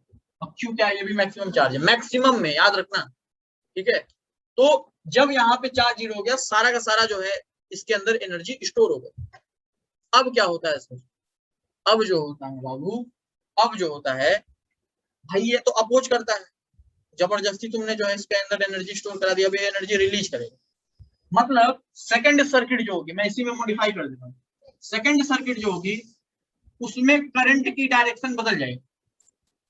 अब जो करंट इस तरह से फ्लो कर रहा था, अब वो करंट इस तरह से फ्लो करना। अब करंट की डायरेक्शन बदलने की वजह से जो कैपेसिटर होगा उसकी पोलैरिटी भी बदल जाएगी उसके प्लेट्स, ठीक है। तो अब क्या होगा, धीरे धीरे धीरे धीरे धीरे धीरे करंट, इसकी मैग्नेटिक एनर्जी घटनी शुरू हो जाएगी। कहानी समझो बस, मैग्नेटिक एनर्जी घटनी शुरू हो जाएगी और ये सारा का सारा एनर्जी किस फॉर्म में स्टोर हो जाएगा, इलेक्ट्रिकल एनर्जी, ठीक। मतलब फिर ये वाली एनर्जी जीरो और ये वाली एनर्जी मैक्सिमम, ठीक है। फिर अगेन ये प्रोसेस रिपीट होगा, फिर करंट इधर आने लगा, इसके अंदर मैग्नेटिक एनर्जी, फिर चार्ज जीरो, फिर ये रिपीट करेगा।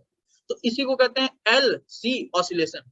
मतलब एल और सी के बीच में ऑसिलेशन हो रहा है, किसका, एनर्जी का, एनर्जी का, इलेक्ट्रिकल एनर्जी और मैग्नेटिक एनर्जी, ठीक है। चार्जेस ऑसिलेट कर रहे हैं। समझ में आया कि नहीं आया, आया। तो इसी के बारे में हमको ब्रीफली डिस्कस करना, ठीक। तो चलिए, कुछ मैथमेटिकल इसके टर्म्स होते हैं उसको भी डिस्कस कर लेते हैं, और बाकी इसके 3-4 तरह के डायग्राम बनाने पड़ेंगे, ठीक। तो वो पीडीएफ से आप बनाना, लेकिन समझो कि ये जो सिचुएशन होता है किसकी तरह होता है। तो बाबू इसको एसएचएम में आप जो है स्प्रिंग ब्लॉक सिस्टम जो आपने पढ़ा था उससे कोरिलेट कर सकते हैं। लाइक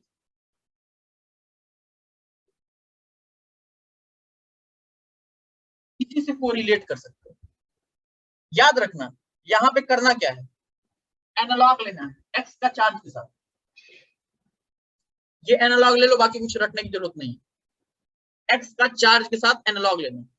तो एक्स को टाइम के टर्म में डिफरेंशिएट करोगे तो क्या आएगा भाई, वेलोसिटी। और क्यू को टाइम के टर्म में करोगे तो क्या आएगा भाई, करंट। मतलब v जो होगा I के साथ एनालॉग हो जाएगा। अरे बोलो यार, ठीक है, ये होगा। दूसरी बात कि इसको टाइम के टर्म में डिफरेंशिएट करोगे तो क्या आएगा, एक्सेलरेशन आ गया। और इसको टाइम के टर्म में करोगे तो di/dt, या इसको हम d2x/dt, सॉरी d2q/dt² बोल सकते हैं। समझ रहे हो ना, जो वहां एक्सेलरेशन होगा वो यहाँ ये होगा। एनालॉग ले रहा हूं, कुछ रटना नहीं है, ठीक। अरे बोलो। अब जैसे जो काइनेटिक, जो स्प्रिंग के अंदर पोटेंशियल एनर्जी होती है वो क्या होती है, स्प्रिंग के अंदर जो पोटेंशियल एनर्जी होती है वो होती है हाफ x², होती है ना। x को किसके साथ एनालॉग लिए बेटा, q के साथ, q² हाफ रह गया। समझो मेरी बात क्या कह रहा हूं, हाफ रह गया। अभी कुछ k के साथ किसका एनालॉग ले लें कि कुछ ये एनर्जी बन जाए, c नीचे डिवाइड करो, यही एनर्जी बनेगी ना। यानी k का एनालॉग किसके साथ होता है, 1/c के साथ, ठीक है।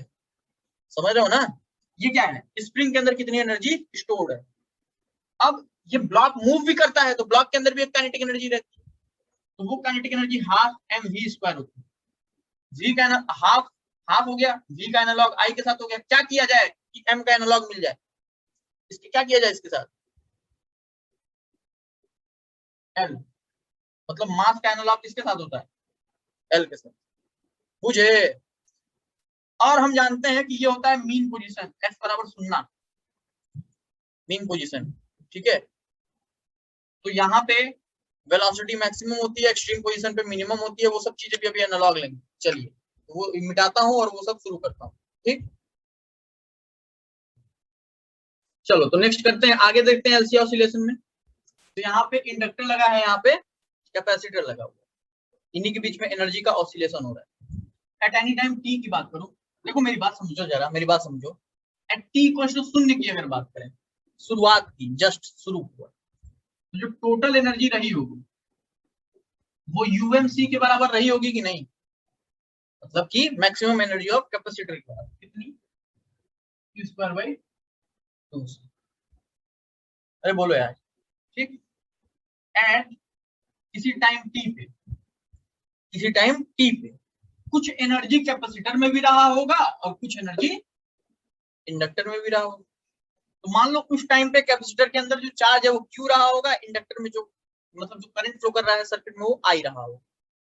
तो टोटल एनर्जी रही होगी, जो टोटल एनर्जी रही होगी वो कितना होगा? देखो बाबू, Q²/2C जनरल कंडीशन ले रहे हैं, plus half L I square.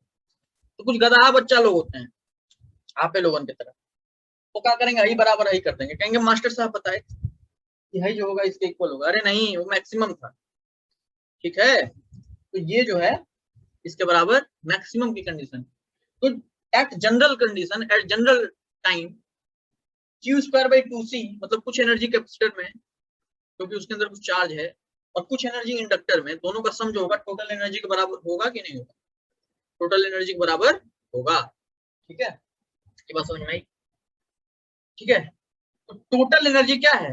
Constant. अभी मान लो कि यार हम थोड़ा बात करें कि बहुत देर बाद इसके थोड़ा सा देर बाद, ठीक है, इनफाइनाइट नहीं होता है लेकिन कुछ टाइम मान लिया जाए, कुछ और टाइम मान लिया जाए, जैसे मान लो टी डैश मान लिया जाए, ठीक है। तो जब चार्ज ऑन कैपेसिटर क्या हो जाए? 0 इस केस में, तो यू टोटल की वैल्यू क्या होगी भाई? अच्छा, ये वाली जो कंडीशन है यहाँ पे करंट क्या है? 0 है ना सर्किट के अंदर। अब ये वाली जो कंडीशन है समय शून्य वाली, यहाँ पे कुछ चार्ज भी है और कुछ करंट भी है, तो ये कंडीशन। और ये कंडीशन देख रहे हैं क्यू बराबर शून्य है, तो इस केस में जो टोटल एनर्जी होगी वो हाफ L मैक्स स्क्वायर होगी कि नहीं होगी? अबे बोलो कुछ, होगी ना, ये होगा, ठीक। और हाँ आपको सर। गुरुजी ने बता दिया कि ये जो है ये चीज और ये चीज दोनों क्या है? इक्वल, ठीक है, पहले बता रखे हैं। मतलब समझो एनर्जी लॉस हो नहीं रहा है, मतलब टोटल एनर्जी जो है वो रिमेन्स कांस्टेंट। बोलो हाँ या ना?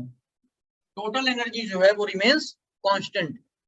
मतलब समझिएगा क्वेश्चन के हिसाब से आपको ये रिलेशन यूज करना है, Q²/2C plus half L I square is equal to Q²/2C। ये भी आपको यूज करना पड़ सकता है, और Q²/2C plus half L I square is equal to half L I max square, ये भी आपको यूज करना पड़ सकता है। क्वेश्चन के हिसाब से ये चीजें यूज करनी पड़ सकती है। इसको तो लिखिए लो यार, यहाँ से पीडीएफ में है नहीं, ठीक है।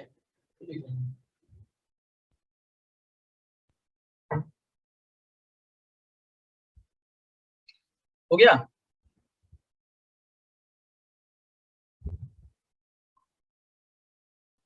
तो ये हो गया, समझ में आ गया। अब जो है आपको ऑसिलेशन की कंडीशन निकालनी है कि ऑसिलेशन की कंडीशन क्या होती है। तो उसको निकालने के लिए जो है दो रास्ते हैं। एक, इसको डिफरेंशिएट कर दीजिए टोटल एनर्जी वाले, एक ये रास्ता है, उससे आ जाएगा। या दूसरा रास्ता है कि पोटेंशियल डिफरेंस अक्रॉस इंडक्टर और पोटेंशियल डिफरेंस अक्रॉस कैपेसिटर को हम इक्वल कर दें, ठीक। दूसरा रास्ता करते हैं, पहले रास्ते से पहले मैं मिटा रहा हूं।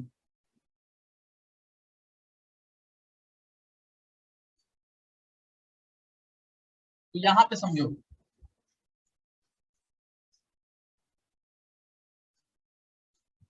यहां आप समझना, यू टोटल क्या आया है? वो आया है Q²/2C plus half L I square. Differentiate मारो टाइम के रिस्पेक्ट में, क्या आ जाएगा? 0, क्योंकि कांस्टेंट होता है टोटल एनर्जी। यहाँ क्या आ जाएगा? 2Q/2C dQ/dt, बच्चे नहीं हो, आ रहा होगा, प्लस हाफ ये L 2I/di/dt। बोलो आया नहीं आया? आया। तो बेटा देखो, ये देखो ध्यान से, 2 निपटा, 2 निपटा, dQ/dt से आई निपट गया। बोलो हाँ या ना? अबे ठीक है, आया ना यार? यहां से आया। तो अब देखो di/dt, ये L है, यहाँ ये है। एक काम करो, Q/C को उधर भेज दो, तो L di/dt की जो वैल्यू आई वो आ गई Q/C माइनस में, आ गई ना? तो यहाँ पे di/dt की जो वैल्यू आई वो माइनस Q/LC आई कि नहीं आई? बोलो यार, आई? अब बेटा देखो जरा, देखो भाई, नहीं बताया हूँ क्या ये? अभी एनालॉग ले रहा था कि भाई ये क्या है, di/dt क्या है? आई को हम dq बाई dt लिख सकते हैं, तो dq बाई dt का दोबारा डिफरेंशिएशन, तो डबल डिफरेंशिएशन चार्ज का, यह क्या है minus q by L C. और गुरुजी ने एनालॉग लेना सिखा रखा है। क्या सिखाए हैं भाई तुम्हारे गुरुजी? तो देखो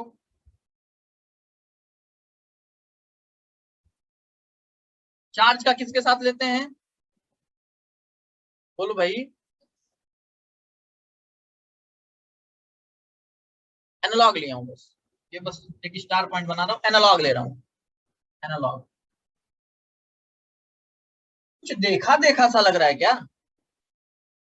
कुछ देखा देखा सा लग रहा है। ये क्या है एक्सेलरेशन, ये क्या है पोजीशन, और ये क्या है omega square.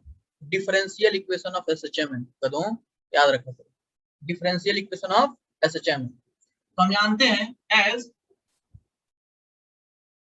Differential equation of SHM जो होता है वो क्या होता है d2x अपॉन dt स्क्वायर, या आप कह लें a, ये माइनस ओमेगा स्क्वायर एक्स होता है कि नहीं होता है? तो इसको इसको एक मिनट समझो, ये तो एसएचएम का हो गया। तो सिमिलरली ये एनालॉग लिया हो तुमको समझाने के लिए, इसका कोई यहाँ रोल नहीं है, इसको चाहो तो मिटा सकते, ठीक है, बस एनालॉग लिया। सिमिलरली अगर यहाँ की हम बात करें, अपने एलसी ऑसिलेशन की बात करें, तो एक्सेलरेशन को बाबू ये देखो ये चीज है, तो इसको d2q अपॉन dt स्क्वायर बोल सकते हैं, equal to minus omega square, x की जगह आप q बोल सकते हो, बोल सकते हो कि नहीं? इसको फर्स्ट इक्वेशन बोल दो, इसको सेकंड इक्वेशन बोल दो। तो comparing first and second, comparing first and second, बोलो भाई क्या मिलेगा? ओमेगा स्क्वायर की वैल्यू 1 बाई एलसी मिल जाएगी कि नहीं? ओमेगा की value 1 by under root LC मिल जाएगी कि नहीं? हो अरे सर जी तो आया था वहां रेजोनेंसवा में, ठीक है, लेकिन कोई बात नहीं। तो ये क्या है ओमेगा क्या है, यहाँ पे एंगुलर फ्रीक्वेंसी है, वहां भी थी लेकिन यहाँ एंगुलर फ्रीक्वेंसी है, 1 बाई अंडर रूट एलसी आता है एंगुलर फ्रीक्वेंसी। ऊपर मिटा रहा हूं मैं, ये ऊपर मैं रब कर रहा हूँ, ठीक है, ऊपर रब कर रहा हूँ। तो यहाँ से जो फ्रीक्वेंसी की वैल्यू आ जाएगी आपको कितनी आ जाएगी 1/2 पाई अंडर रूट एलसी, आ जाएगी कि नहीं आ जाएगी? अबे यार आएगी, अभी बताया हूं। तो टाइम पीरियड कितना आ जाएगा 2 पाई अंडर रूट एलसी, ठीक है, ये सब चीज मतलब इसी टाइम पीरियड से जो है रोटेट करता है, ठीक है। अच्छा एक चीज देखना ध्यान से लकड़ा लोग, देखो बे टाइम पीरियड जो होता है 2 pi under root M by K होता है, के बाई एम होता है, कौन बताएगा? आनंद? स्प्रिंग एम बाई के एम बाई के किसमें? स्प्रिंग का ये होता है ना, हाँ सर यही होता है। ठीक है। तो 2 pi under root M by K, तो आप देख सकते हैं मैंने एनालॉग लिया था, अबे कुछ रटना नहीं है, सीधा सीधा एनालॉग, मास का एनालॉग एल के साथ ले लिया था कि नहीं, और 1 बाई के का एनालॉग सी के साथ ले लिया था कि नहीं, ले लिया था ना। तो वही देखो वही टाइम पीरियड घूम फिर के आ रहा है, समझ रहे हो? तो अब देखो मिटका रहा हूँ, यही यही है, यही इतने इतने औकात है इसकी फॉर्मूले। तो एनर्जी वाला फॉर्मूला यूज कर सकता है, ठीक, उसको डिफरेंशिएट करके ये सारा कांड कर सकता है, समझ गए? यहाँ से ओमेगा निकालेगा, एफ निकालेगा, टी निकालेगा। एलसी ऑसिलेशन में ये पूछेगा, एनर्जी के रिलेटेड भी पूछ सकता है। तो एनर्जी में दो इक्वेशन मैंने बनाया है, ठीक है, मैक्सिमम मैक्सिमम वाला, हाफ एल आई मैक्स वाला और क्यू स्क्वायर बाई 2c वाला, है ना?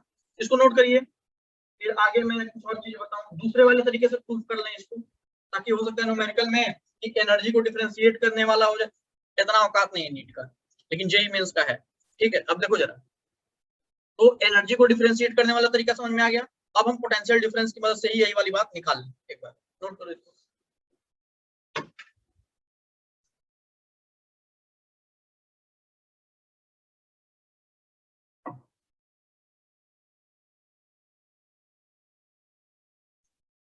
मिटा रहा हूँ,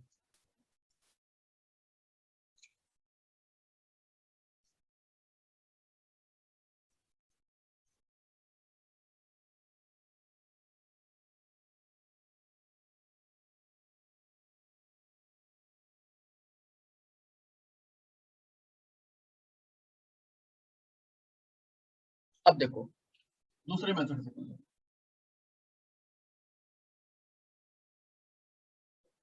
और एल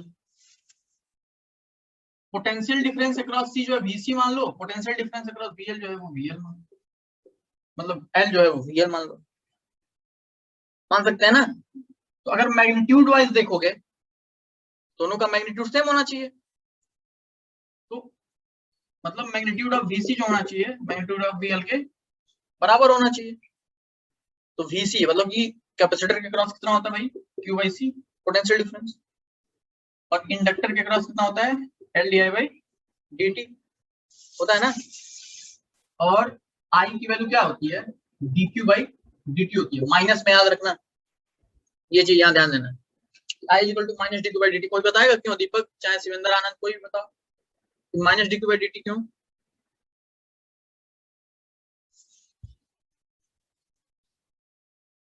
बोलो भाई, शिवेंद्र आनंद तुम ही लोग बताओ यार, कोई बताओ यार। I is equal to minus d q by D t क्यों, दीपक। सर अपोज करेगा ना करंट, उसका मतलब लेंस लॉ के थ्रू। अबे चार्ज डिक्रीज कर रहा है कैपेसिटर का, बस इसलिए, ठीक है, चार्ज इज डिक्रीजिंग, अच्छा चार्ज इज डिक्रीजिंग, डिस्चार्ज हो रहा है ना कैपेसिटर, कैपेसिटर डिस्चार्ज होता है ना, चार्ज डिक्रीज कर रहा है इसलिए नेगेटिव साइन यहाँ पे लाते। चल तो यहाँ पे d I by D t क्या हो जाएगा बाबू, d I by D t जो हो जाएगा वो हो जाएगा minus d two q upon d t square हो जाएगा। तो वैल्यू पुट कर दो यहाँ पे, q by c equal to minus L d two q upon d t square, इसको इधर भेजो, माइनस को इधर भेज दो, वही वाला देखो रिलेशन आ गया कि नहीं आ गया, इतनी आसानी से। तो माइनस क्यू बाई एल आ गया ना। फिर यहाँ से वही ओमेगा निकाल सकते हो, 1 by under root L C, वही फ्रीक्वेंसी निकाल सकते हो क्या, 1 upon 2 pi under root L C, और वही टाइम पीरियड निकाल सकते हो 2 पाई अंडर रूट, निकाल सकते हो कि नहीं। तो दोनों रास्ते हैं, तो ये दोनों रास्ते जो हैं आपके न्यूमेरिकल्स में यूज हो सकते हैं, जेईई मेंस में पूछे जाते हैं क्वेश्चन, तो हर तरीका आपको आना चाहिए, ठीक है। बाकी नीट वगैरह को तो खाली फार्मूला याद रखना। तो this was all about your what, LC oscillation, analogue लेना सीख गए ना, सारा एनालॉग लेना सीख गए, और डायग्राम में सिखा दूं, इसको जल्दी से नोट करो।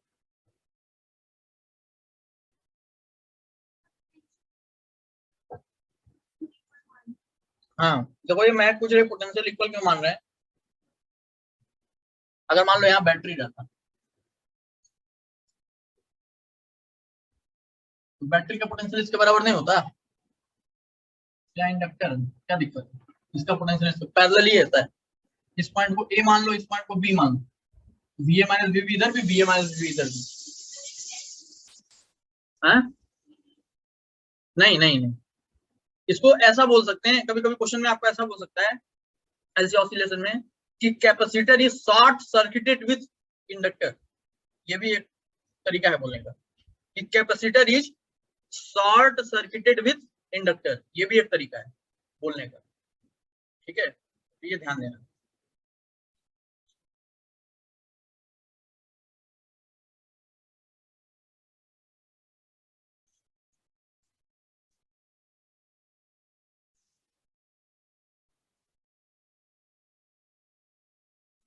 चलो कुछ ग्राफ सीखना है, सीख लेते हैं। जैसे आपने जब एसएचएम पढ़ा होगा तो साइनसॉइडल इक्वेशंस होते हैं, ठीक है, displacement time equation, velocity time equation, acceleration time equation, उस तरह का इक्वेशन यहाँ भी होता है, charge time equation, current time equation, ठीक है, सेम एनालॉग वाला सीन है। तो मान लो let charge is equal to Q naught cos omega t, क्या है कॉस ओमेगा, प्लस 5 हो सकता है, प्लस माइनस 5 भी होता है, फेज डिफरेंस भी हो सकता है, लेकिन 5 हम फेज डिफरेंस 0 मान के चल रहे हैं, ठीक, यहाँ पे फेज डिफरेंस क्या मान के चल रहे हैं, 0, initial phase difference, initial phase difference 0 मान के चल रहे हैं, लिखते रहना है। q equal to Q not sine cos omega T हुआ, तो बेटा डिफरेंशिएट करोगे तो करंट आ जाएगा ना, कॉस का डिफरेंशिएशन क्या होता है भाई, माइनस में, ठीक है, तो यहाँ पे क्या आ जाएगा माइनस क्यू नॉट, ये हो जाएगा साइन ओमेगा टी, बाकी ओमेगा टी का क्या होगा ओमेगा। इसमें किसी को तकलीफ तो नहीं हुई ना, हुआ तो पूछ लो यार दीपक, डिफरेंशिएट किया हूँ दीपक बाबू। नहीं सर ठीक है, माइनस। कॉस का क्या होता है माइनस साइन ओमेगा टी, फिर ओमेगा टी का ओमेगा क्यू नॉट ऐसे रख दिया। ठीक, इनका ग्राफ होता है, इनका ग्राफ टाइम और चार्ज का ग्राफ कैसा होगा भाई, ये होगा, ये क्या होगा क्यू नॉट। क्यू नॉट हमने नहीं माना है, हमने कैपिटल क्यू मान के चला है, पूरा हम कैपिटल क्यू मान के किए हैं मैक्सिमम चार्ज, वही कैपिटल क्यू है। नीचे क्या हो जाएगा माइनस। ये ग्राफ किसका है भाई, चार्ज और टाइम का। ये बात समझ में आई, ठीक है। अब देखो जरा करंट और इसका देखा जाए, साइन का ग्राफ तो आता है, माइनस साइन का क्या मतलब है, सब पलट जाएगा, यानी टाइम है करंट, ऐसा शुरू होना चाहिए था लेकिन ये ऐसा शुरू। ठीक, ये क्या है, ये I minus I naught, I max कह लें, आई मैक्स कहते हैं तो आई मैक्स कह लो, और ये क्या है प्लस आई मैक्स। तो किसके किसका ग्राफ है ये, करंट और टाइम का। एनर्जीज के भी ग्राफ आते हैं साइनसॉइडल, ठीक है। कुछ मैं बता ऐसा नहीं रहा हूँ कि तीर मारना हो, सीधे एसएचएम में ये सब बताया जा चुका है, ठीक है, तो उसी का एनालॉग ले रहा हूँ। अब देखो एनर्जी वाला भी साइनसॉइडल का एसएचएम में बताया जा चुका है, ठीक है। अब देखिए समझना, ये हो गया हो तो मैं मिटा दूं यार, स्ट्रेस ग्राफ बनाता हूँ, मिटा रहा हूँ इसको, ठीक है, मिटा रहा हूँ।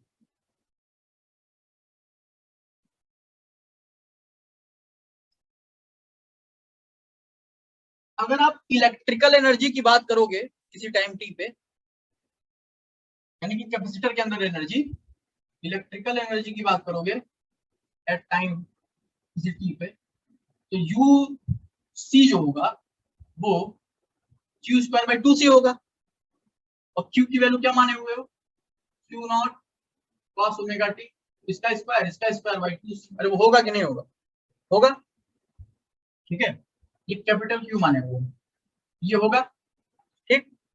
इसी तरह से मैग्नेटिक एनर्जी की बात करोगे एट टाइम टी, देखो कुछ कुछ एक्स्ट्रा नहीं करा रहा हूँ, रत्ती भर भी चीज एक्स्ट्रा नहीं है, ठीक है, सब वही है सचिन वाला। तो ये यू एल क्या होता है हाफ एल आई स्क्वायर, तो हाफ एल आई की वैल्यू क्या लिखते थे अभी, वहां क्या लिखे थे आई मैक्स ओमेगा, माइनस में था स्क्वायर करोगे प्लस हो जाएगा, ठीक है।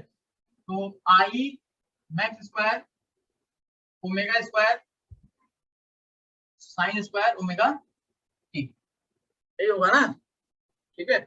आई की वैल्यू हमने रख दी, ठीक। तो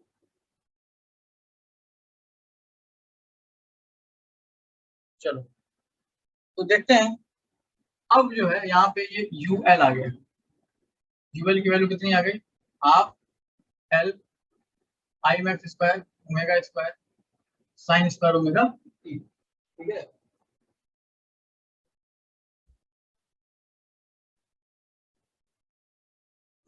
ठीक, तो कुछ गड़बड़ हुआ है क्या, नहीं यहाँ ये था यार, सॉरी सॉरी सॉरी, एक मिनट रुक जाओ, करंट पे जरा जाते हैं।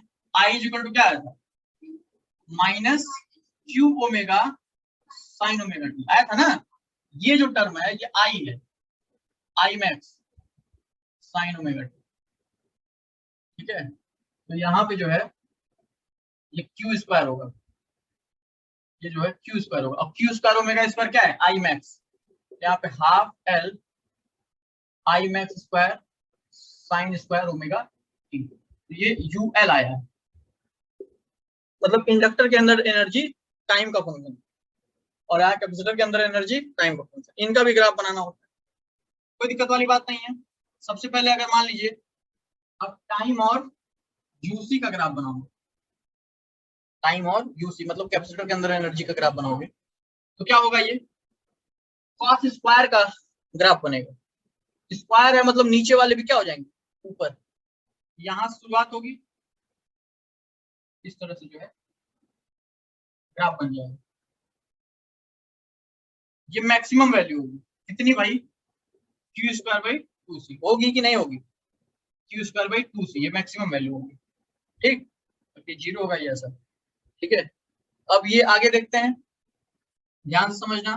अगर मान लो ये वाला अगर हम बनाए ग्राफ टाइम और यूएल के बीच में, मतलब मैग्नेटिक एनर्जी का, तो साइन का फंक्शन है साइन स्क्वायर का, ये जो है इस तरह से हो जाएगा।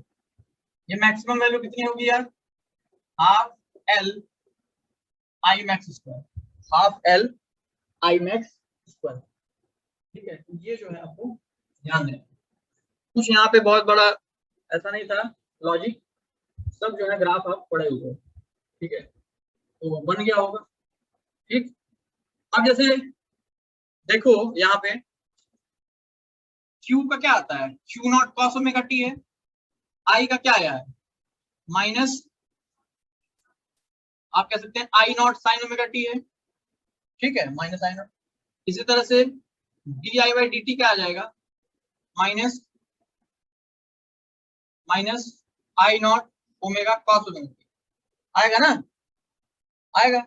तो जैसे मैंने एक चीज वहां बताया था सचिन वाले में कि एक्स वी और एक्सेलरेशन सबकी एंगुलर फ्रीक्वेंसी सेम होती है, तो ओमेगा सबका क्या होता है, सेम होता है, लेकिन इनका फेज डिफरेंस देखो, अगर आप एक्स और वेलोसिटी का फेज डिफरेंस की बात करो तो वो जो होते हैं वहां पे 90 डिग्री का फेज डिफरेंस होता है ना। जैसे माइनस साइन ओमेगा टी को क्या लिख सकते हो, cos pi by 2 plus omega T, समझो वो सब बताया गया है, आपको समझ में आ रहा होगा, नहीं आ रहा होगा तो पूछ सकते हो, कोई दिक्कत नहीं। मतलब माइनस साइन ओमेगा टी को लिख सकते हैं cos omega t plus pi by 2, तो मतलब इससे दिख रहा है ना पाई बाई 2 का फेज डिफरेंस आ रहा है, ठीक है। तो ये चीज, तो मतलब यहाँ पे क्या समझना है, मतलब एसएचएम हमने देखा था कि एक्स और वेलोसिटी के बीच का पाई बाई 2 का फेज डिफरेंस होता है, फिर वेलोसिटी और एक्सेलरेशन के बीच का पाई बाई 2 का फेज डिफरेंस होता है, फिर एक्स और एक्सेलरेशन के बीच का पाई का फेज डिफरेंस होता है। उसी तरह चार्ज और करंट के बीच का फेज डिफरेंस पाई होता है, लिखिएगा ये सब चीजें नोट्स में, चार्ज और करंट के बीच का फेज डिफरेंस पाई होता है। करंट और rate of change of current का, करंट और rate of change of current का फेज डिफरेंस पाई बाई 2 होता है, ठीक है, पर ना इसके बीच में पाई बाई 2, इसके बीच में पाई बाई 2, लेकिन अब चार्ज और rate of change of current की बात करोगे तो इसके इन दोनों के बीच में जो फेज डिफरेंस होगा वो क्या होगा, पाई हो जाएगा, ठीक है। तो ये चीज आपको ध्यान देना, छोटी छोटी बातें हैं, कोई इसमें बहुत बड़ी बात नहीं थी, ठीक है। तो ये हो गया, तो this was all about your what, AC, ठीक है, यही एसी कंप्लीट था। अब एसी से रिलेटेड कुछ क्वेश्चंस की प्रैक्टिस हम कर लेंगे नेक्स्ट क्लास में, पीडीएफ में सेंड कर दूंगा, लास्ट क्लास के सारे क्वेश्चंस लग गए हैं तो ठीक, नहीं लगे हैं तो आप डाउट पूछ लीजिएगा। आज भी जो है एलसी ऑसिलेशन, ट्रांसफार्मर और रेजोनेंस से रिलेटेड क्वेश्चंस चले जाएंगे आपके पास, ठीक है, पीडीएफ में ही सॉल्व कर लीजिएगा, नोट्स अच्छे से प्रिपेयर कर लीजिएगा, ठीक। तो फिर जो है एसी खत्म हुआ, इसके बाद हम क्या शुरू करेंगे वो मैं बता दूंगा, अभी के लिए धन्यवाद।